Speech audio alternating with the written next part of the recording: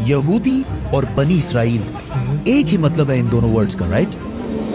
No, बल्कि ये एक बहुत बड़ी गलती है जो डेली हम सारे ही कर रहे हैं, क्योंकि यहूदी और बनी इसराइल इन दोनों वर्ड्स में बहुत बड़ा डिफरेंस है। आज से 4000 साल पहले इब्राहिम अलैहिस्सलाम फलस्तीन, जिसे उस जमाने में किनान कहा जाता था, इधर पहली बार आबाद हुए, जिधर इब्राहिम अलैहिस्सलाम के 2 बेटे हुए, इस्माइल और इसहाक। तौरात में अल्लाह ने इब्राहिम अलैहिस्सलाम के दोनों बेटों से वादा किया था कि मैं तुम दोनों को ग्रेट नेशंस, अजीम कौमें बनाऊंगा और तुम दोनों की औलाद बहुत ज्यादा नंबर्स में होगी। इस्माइल अलैहिस्सलाम फलस्तीन को छोड़कर अरब में मक्का में आबाद हुए, वी ऑल नो दैट।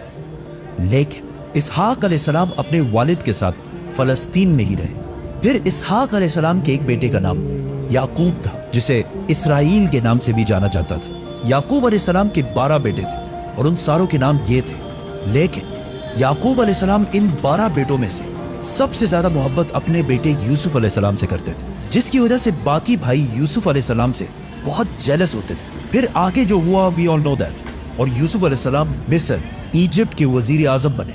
और कुछ ही साल बाद हर तरफ कहत आने की वजह से यूसुफ अलैहिस्सलाम ने अपने 12 भाइयों को फलस्तीन से निकालकर अपने साथ इजिप्ट में आबाद कर दिया। आहिस्ता आहिस्ता याकूब अलैहिस्सलाम इसराइल के इन 12 बेटों की औलादें इजिप्ट के हर फील्ड में फ्लरिश होने लगी। बिजनेस, ट्रेड, एग्रीकल्चर, सब में बहुत ताकतवर और स्ट्रांग होने लगी। जिस तरह आज भी यहूदी जिस भी मुल्क में रहते हैं वहां की सबसे पावरफुल कम्युनिटी बन जाते हैं। इजिप्ट में बनी इसराइल की ताकत से घबराकर आहिस्ता आहिस्ता फिरौन ने इन पर जुल्म करना शुरू किया और आखिर सारे बनी इसराइल को अपना गुलाम बना दिया। लेकिन 400 साल बाद अल्लाह ने इन्हीं 12 कबीलों में से एक कबीले लेवी की औलाद में से एक को चुना, जिसका नाम था मूसा अलैहिस्सलाम, जिन्होंने बनी इसराइल के 12 कबीलों को फिरौन की गुलामी से आजाद कर दिया और उन सारों को अपने साथ फलस्तीन की तरफ ले गया। और अल्लाह के हुक्म से मूसा अलैहिस्सलाम ने बनी इसराइल से कहा कि फलस्तीन पर हमला करो। लेकिन बनी इसराइल ने जवाब दिया कि आप और आपका रब जाकर लड़े, हम इनसे नहीं लड़ सकते। और ये इतनी सख्त बात उन्होंने इसलिए की क्योंकि मूसा अलैहिस्सलाम की फौज में उस वक्त जितने भी बनी इसराइल के लोग थे वो बचपन से ही फिरौन की गुलामी में बड़े हुए थे, जिसकी वजह से उनका जिस्म ही नहीं बल्कि उनकी सोच भी गुलामों जैसे बन गई थी। मतलब बिल्कुल एक बेगैरत कौम बन चुके थे, जिस पर अल्लाह ने 40 साल तक इन्हें इस डेजर्ट में रहने की सजा दी। 40 साल ही क्यों?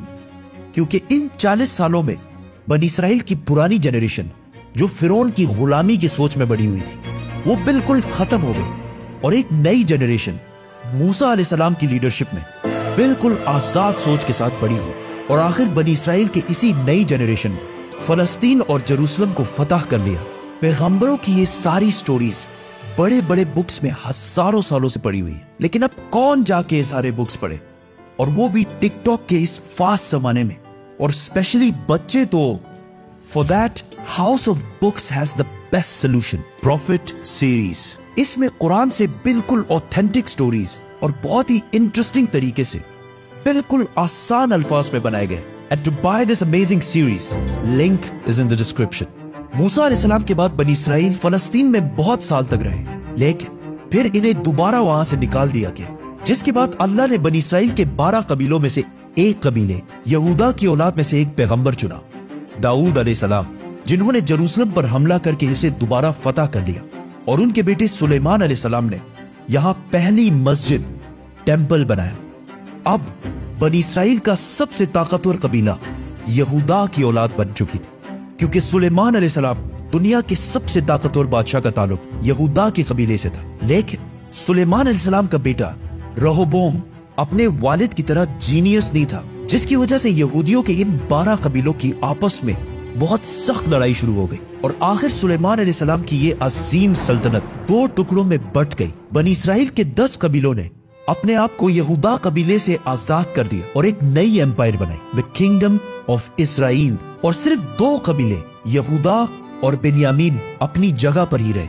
बनी इसराइल के इन्हीं लड़ाइयों की वजह से अल्लाह ने इन पर अजाब नाजिल किया नियो असेरियन एम्पायर की शक्ल में, जिन्होंने सीरिया से फलस्तीन पर हमला किया और किंगडम ऑफ इसराइल उन 10 कबीलों पर कब्जा कर लिया और बनी इसराइल के सारे किंगडम को बिल्कुल तबाह कर दिया, जिसकी वजह से बनी इसराइल के 10 कबीले अपनी जान बचाकर फलस्तीन से हर तरफ भाग गए। इसके बाद एसेरियन एम्पायर ने सुलेमान अलैहिस्सलाम की सल्तनत यहूदा कबीले पर भी हमला करने की कोशिश की, लेकिन वो इसे फतह नहीं कर सके।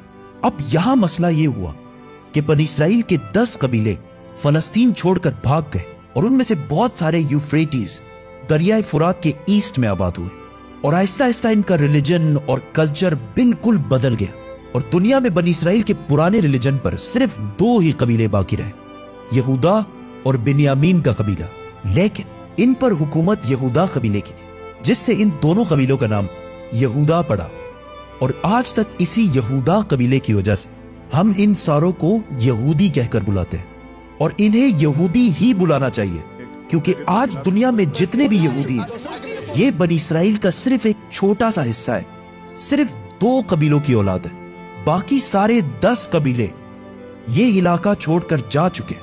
अब थ्रू आउट द ईयर्स दुनिया में बहुत सारे कबीलों ने यह क्लेम किया कि उनका ताल्लुक बनी इसराइल के उन्हीं 10 कबीलों में से है जो गायब हो चुके हैं। लेकिन दुनिया में एक कौम ऐसी है जिसका क्लेम सबसे भारी है और जिसे बहुत सारे यहूदी भी बनी इसराइल का हिस्सा समझते हैं,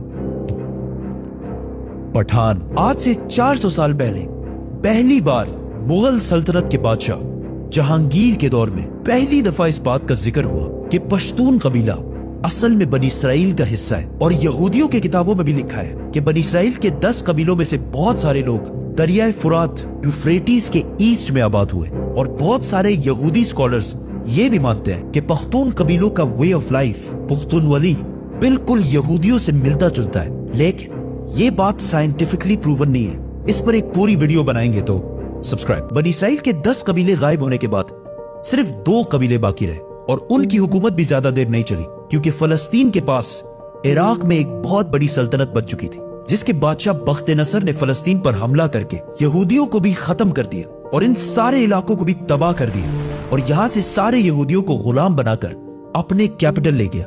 बख्त नसर ने उस टेंपल को भी तबाह कर दिया जो सुलेमान अलैहिस्सलाम ने बनाया था। लेकिन इस सब के 70 साल बाद ईरान के एक बहुत ही नेक बादशाह ने यहूदियों को गुलामी से निकालकर वापस फलस्तीन में आबाद किया और उस टेंपल को भी दोबारा बनाया जो सुलेमान अलैहिस्सलाम ने बनाया था। लेकिन 600 साल बाद एक बार फिर रोमन एम्पायर ने इस टेंपल को दोबारा तबाह कर दिया और आज तक ये टेंपल दोबारा नहीं बन सका और आज उस टेंपल की सिर्फ एक दीवार बाकी है, जिसकी वजह से पूरी दुनिया से यहूदी यहाँ इबादत करने के लिए आते हैं और ये दीवार ऐसी है जैसे मुसलमानों के लिए काबा। लेकिन अब क्वेश्चन ये है कि यहूदी इतने पैसे और इतने ताकत के बावजूद इस टेंपल को दोबारा बना क्यों नहीं रहे? क्योंकि यहूदियों का मानना है कि बहुत जल्द इनका एक मसीहा आएगा और वो पूरे बनी इसराइल को दोबारा फलस्तीन में जमा करेगा। इवन उन 10 कबीलों को जिनमें से बहुत सारे मुसलमान हो चुके हैं, उन सारों को जेरूसलम फलस्तीन में दोबारा यूनाइट करेगा और वहां से फिर दोबारा एक यूनाइटेड किंगडम ऑफ इसराइल बनाएगा, बिल्कुल उस तरह जिस तरह सुलेमान अलैहिस्सलाम की हुकूमत थी। और उस टेंपल को तीसरी और आखिरी दफा बनाएगा जो पहले सुलेमान अलैहिस्सलाम और फिर साइरस द ग्रेट ने बनाया था। और इसीलिए आज इतने पैसे और ताकत होने के बावजूद यहूदी उस टेंपल को दोबारा नहीं बना रहे और उस मसाया और बनी इसराइल के 10 लॉस्ट कबीलों का पिछले 2000 साल से इंतजार कर रहे हैं। House of books, link in the description. Subscribe.